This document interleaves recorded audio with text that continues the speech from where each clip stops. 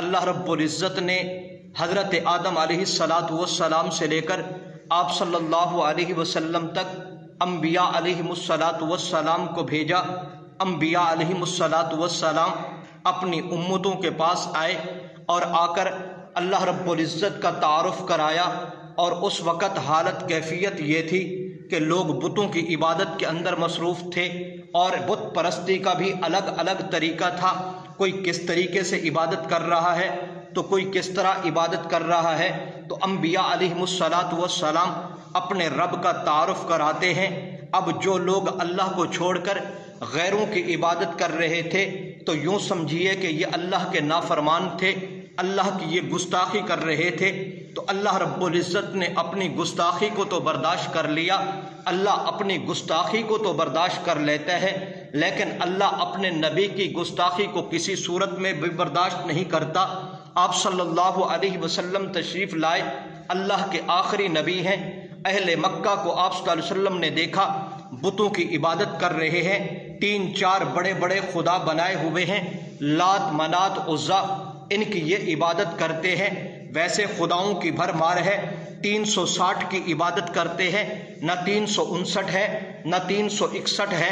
تو اللہ رب العزت اپنی گستاخی برداشت کرتے رہے، لیکن جب نبی کی گستاخی اس وقت کے لوگوں نے کی تو نبی کی گستاخی اللہ رب العزت کسی صورت میں بھی برداشت نہیں کرتے۔ کیوں؟ نبی اللہ رب العزت کا نمائندہ ہوتا ہے، نبی اللہ رب العزت کا پیغام رساں ہوتا ہے۔ میں اور آپ ذرا معاشرے میں نظر دوڑائیں تو نظر یہ آتا ہے کہ کوئی آدمی کسی آدمی کو اپنا نمائندہ بنا کر، کسی آدمی کو اپنا نمائندہ اور وکیل بنا کر کسی کے پاس بھیجے، اور وہ جس کے پاس گیا ہے وہ اس کی گستاخی کرے، اس کی بے عزتی کرے، تو بھیجنے والا کسی صورت میں بھی اپنے نمائندے اپنے وکیل کی گستاخی برداشت نہیں کرتا۔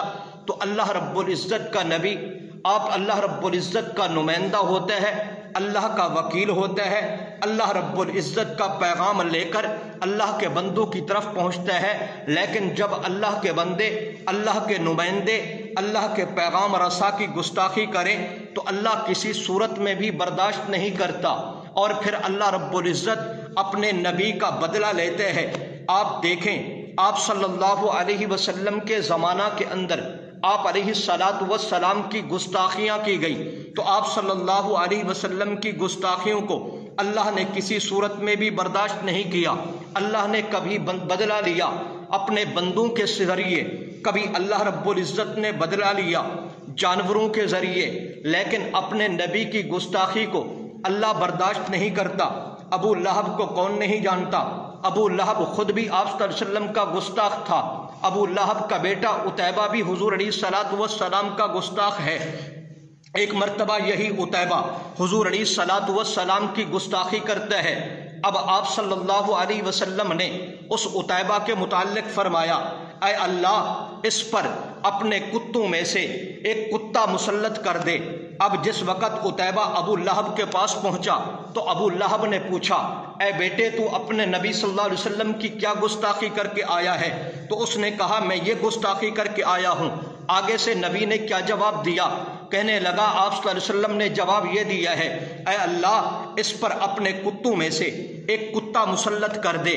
تو ابو لہب نے کہا، بیٹا ساری کائنات کا نظام غلط ہو سکتا ہے، محمد عربی کا فرمان کبھی غلط نہیں ہو سکتا۔ جب بھی تجھ پر موت آئے گی تو کسی درندے اور کتے کے ذریعے تیری موت واقع ہوگی۔ اب ابو لہب اپنے بیٹے کی حفاظت کرنے کے لیے دن رات اس نے ایک کر دیا، آگے پیچھے گن مین کھڑے کیے ہوئے ہیں، دن کو بھی پہرا ہے، رات کو بھی سیکیورٹی کھڑی ہے۔ ایک دفعہ ایسا واقعہ پیش آیا، یہی عتیبہ کے دوست ابو لہب کے پاس پہنچتے ہیں، اے چچا آپ ایک کام کریں، ہمارے دوست عتیبہ کو ہمارے ساتھ بھیجیں، ہم فلاں جگہ پہ سیر کرنے کے لیے جا رہے ہیں۔ ابو لہب نے انکار کر دیا، مجھے ڈر اس بات کا ہے کہ میرے بیٹے پر کوئی چیز حملہ آور نہ ہو جائے۔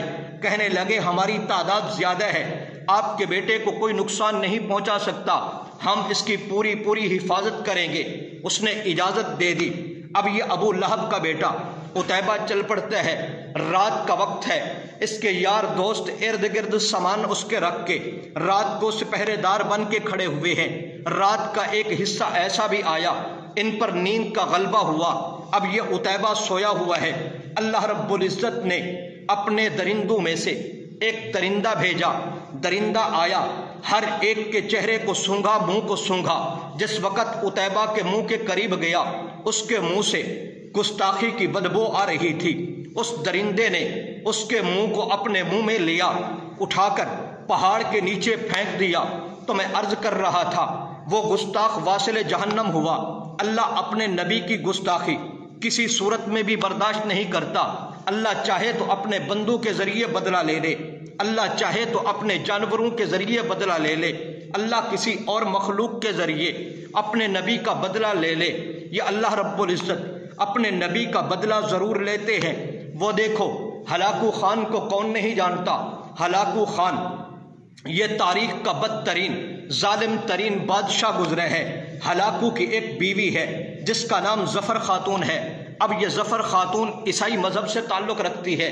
اب اس خاتون کو پتا تھا میں عیسائی ہوں، میرا شوہر اس وقت حکمران ہے، اب بادشاہ ہے، میں جہاں چاہوں جس مذہب کی تبلیغ کراؤں مجھے کوئی نہیں روک سکتا۔ تو اس وقت اس نے عیسائی مبلغین کو بلایا، زیر تسلط جتنے علاقے تھے ہلاکو خان کے نیچے، تو ان علاقوں کے اندر اس نے مبلغین بھیجے، وہ عیسائیت کی تبلیغ کر رہے ہیں۔ جہاں اور لوگ عیسائی ہوئے انہی عیسائیوں میں سے ایک آدمی ایسا بھی تھا جو ہلاکو کی کابینہ کا شخص تھا، جو ہلاکو کے جنگجو میں سے بہت بڑا جنگجو تھا۔ اس نے بھی عیسائیت قبول کی۔ عیسائیت کے عبادت خانوں کے اندر، عیسائیوں کے کلیسیوں کے اندر ایک شہرت مچ گئی، شور مچ گیا کہ جناب فلاں جنگجو نے عیسائیت مذہب کو قبول کر لیا۔ انہوں نے ایک تقریب منعقد کی، اس کو خوش آمدید کہنے کے لیے، اس کے لیے تعریفی کلمات ادا کرنے کے لیے اس جنگجو کو بھی اس کے اندر بلایا گیا۔ اب بڑے بڑے پادری، مرکزی پادری اس کلیسے کے اندر جمع ہوئے۔ اب جناب عیسائیت کے مذہب کا پرچار بھی ہو رہا ہے، عیسائیت مذہب کی باتیں بھی چل رہی ہیں۔ جیسے ایک ایک پادری آتا گیا، گفتگو کرتا گیا، ایک ملون ایسا بھی آیا، وہ گفتگو کرنے کے لیے جب کھڑا ہوا تو آپ صلی اللہ علیہ وسلم کی گستاخی اس نے کی۔ قریب ایک سپاہی کا کتا شکاری بندھا ہوا تھا، جب اس نے آپ صلی اللہ علیہ وسلم کی گستاخی سنی تو گستاخی اس نے برداشت نہ کی، رسی توڑوائی، توڑوانے کے بعد اس پر حملہ آور ہوا۔ وہاں جو لوگ موجود تھے انہوں نے چھڑوایا، اس کے گلے کے اندر رسی ڈال کر پھر اس کو باندھ دیا۔ لوگوں نے اس پادری پر لعن طعن کی کہ اتنی عظیم ہستی کی تو نے گستاخی کی ہے، اس گستاخی پر کتے نے تجھ پر حملہ کیا۔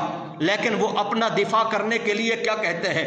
کہتے ہیں بات یہ نہیں ہے، اصل میں جب میں گفتگو کر رہا تھا، گفتگو کرتے کرتے جس وقت میں نے انگلی کا اشارہ کتے کی طرف کیا تو کتے نے سمجھا یہ مجھ پر حملہ آور ہونے کے لیے تیار ہو گیا ہے، تو اس نے اپنے دفاع کے لیے رسی توڑوائی اور مجھ پر حملہ آور ہوا۔ حقیقت میں یہ بات نہیں ہے کہ محمد صلی اللہ علیہ وسلم کی گستاخی کرنے پر اس نے مجھ پر حملہ کیا۔ اب پھر دوبارہ یہ کھڑا ہوا، آپ صلی اللہ علیہ وسلم کی پھر اس نے گستاخی شروع کر دی۔ شکاری کتے نے پھر رسی توڑوائی، اپنے دانتوں کے اندر اس کی گردن کو لیا اور دبوچ کر اس کی گردن کو دبوچا اور اسی وقت اس کو واصل جہنم کیا۔ تو اس وقت جو لوگ موجود تھے یہ منظر دیکھنے کے بعد 40,000 یہودیوں نے یا 40,000 عیسائیوں نے اسلام قبول کیا، دائرہ اسلام میں داخل ہوئے کہ اللہ رب العزت اپنے نبی کی گستاخی کسی صورت میں بھی برداشت نہیں کرتا۔ تو میں عرض کر رہا تھا اللہ اپنی گستاخی تو برداشت کر لیتے ہیں، لیکن اللہ اپنے نبی کی گستاخی کسی صورت میں بھی برداشت نہیں کرتا۔ کیوں؟ نبی اللہ کا نمائندہ ہوتا ہے، نبی اللہ کا پیغام رساں ہوتا ہے، تو اللہ اپنے نمائندے کی گستاخی کسی صورت میں بھی برداشت نہیں کرتا۔ میں یہ بھی کہنا چاہتا ہوں جہاں اللہ اپنے نبی کی گستاخی برداشت نہیں کرتا، اللہ اپنے نبی کے یاروں کی گستاخی بھی برداشت نہیں کرتا، کیونکہ نبی کے یار بھی اللہ کے منتخب شدہ ہوتے ہیں، نبی کے یار بھی اللہ رب العزت کے چنیدہ ہوتے ہیں۔ آئیے ذرا دیکھیے، آپ صلی اللہ علیہ وسلم کے ایک صحابی حضرت سعد بن ابی وقاص رضی اللہ تعالی عنہ وہ فرماتے ہیں میرے سامنے ایک شخص بیٹھا ہوا تھا مسجد کے اندر، میں نے اس کے سامنے حضرت ابو بکر صدیق کی عظمت بیان کی، حضرت عمر رضی اللہ تعالیٰ عنہ کا تقدس بیان کیا، حضرت عثمان کا مقام بیان کیا، حضرت علی رضی اللہ تعالیٰ عنہ کی شان بیان کی، مہاجرین انصار کی عظمت کو بیان کیا، اہل بیت کے مقام کو بیان کیا۔ سامنے بیٹھا ہوا شخص حضرات صحابہ کرام کی گستاخی کرنے لگا۔ حضرت سعد بن ابی وقاص نے روکا، کہا نبی کے یاروں کی گستاخی نہ کر، کہیں ایسا نہ ہو کہ اللہ کی پکڑ میں آ جائے، لیکن وہ اپنی اس گستاخی سے باز نہ آیا۔ حضرت سعد بن ابی وقاص رضی اللہ تعالیٰ عنہ نے کہا تو اپنی حرکت سے باز آ جا، ورنہ میں اللہ کی بارگاہ میں تیرے لیے بد دعا کروں گا، اور اس بد دعا کا اثر یہ ہوگا کہ تجھ پر اللہ کا عذاب آئے گا۔ لیکن وہ ملعون اپنی حرکت سے باز نہ آیا، کہنے لگا اے سعد، تیری بد دعا کا اثر مجھ پر نہیں ہو سکتا، مجھ پر کوئی عذاب نازل نہیں ہوگا، تیرے اندر اگر جرت ہے تو کر میرے لیے بد دعا، میں دیکھتا ہوں کہ کس طریقے سے میں عذاب میں مبتلا ہوتا ہوں۔ حضرت سعد بن ابی وقاص بار بار سمجھاتے رہے، لیکن یہ اپنی حرکتوں سے باز نہ آیا۔ آخر کار حضرت سعد بن ابی وقاص رضی اللہ تعالیٰ عنہ نے اس ملعون کے لیے بد دعا کی، یا اللہ تیرے نبی کے یاروں کی یہ گستاخی کر رہا ہے، یا اللہ تیرے نبی کے یار تو تیرے نبی کے بڑے وفادار تھے، انہوں نے تو اپنی گردنیں کٹوا دی، انہوں نے تو اپنی بیویاں قربان کر دی، اپنی بیویاں بیوہ کرا دی، اپنے بچے یتیم کرا دیے، لیکن تیرے نبی کے تیرے یاروں نے کبھی بے وفائی نہیں کی، لیکن یہ ملعون تیرے نبی کے یاروں کی گستاخی کر رہا ہے، اے اللہ اس پر قہر نازل کر دے۔ حضرت سعد بن ابی وقاص رضی اللہ تعالیٰ عنہ نے بد دعا جب مکمل کر لی، اپنے ہاتھوں کو اپنے چہروں پر پھیرا، یہ ملعون مسجد سے اٹھ کر باہر نکلنے لگا تو ایک آیا اونٹ، اور یہ اونٹ پاگل تھا، اونٹ دوڑتا ہوا آیا، اس نے اپنے منہ کے اندر اس ملعون کو لے کر اور پٹخ دیا زمین پر، یہ زمین پر گرتا ہے، اور یہ اونٹ اس کے اوپر بیٹھ کر اس کو واصل جہنم کر دیتا ہے، ٹکڑے ٹکڑے کر دیتا ہے۔ اسی وقت لوگ دوڑتے ہوئے آئے حضرت سعد بن ابی وقاص رضی اللہ تعالیٰ عنہ کے پاس، کہا اے سعد تو نے جو اس ملعون کے لیے بد دعا کی تھی، وہ بد دعا کا اثر یہ ہوا کہ اونٹ نے اس پر حملہ کیا اور اس کو واصل جہنم کر دیا۔ تو میں عرض یہ کر رہا تھا اللہ اپنی گستاخی برداشت کر لیتے ہیں، لیکن اللہ نہ تو اپنے نبی کی گستاخی کو برداشت کرتا ہے، نہ اللہ اپنے نبی کے یاروں کی گستاخی کو برداشت کرتا ہے۔